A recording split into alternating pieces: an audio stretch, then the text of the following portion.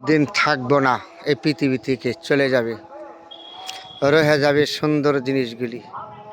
যা কিছু সৃষ্টি করেছে আল্লাহ সম্পূর্ণ মানুষের জন্য, আদমের জন্য।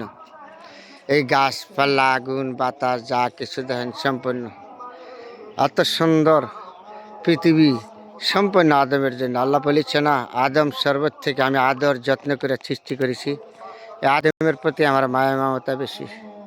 তাহলে দেখছেন তো অসাধারণ সুন্দর যে পরিবেশগুলি, দেখে মনটা ভরে না জানার কারণ দেখার মতন।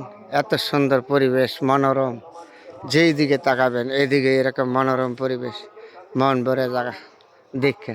তাহলে পৃথিবীর ভিতরে যা কিছু সৃষ্টি হয়েছে সম্পূর্ণ আদমের জন্য। আবারও বলেছি, আমরা সবাই ভালোকে ভালো বলবো, খারাপকে খারাপ বলবো। আপনার জীবন আমার জীবন সুন্দর হইব। সবাই চেষ্টা করব সৎ পথে থাকার জন্য, সৎভাবে চলার জন্য। আল্লাহ পাক রব্বুল আলামিন আমাদের উপর যেন রহমত নাজিল করে, আমিন।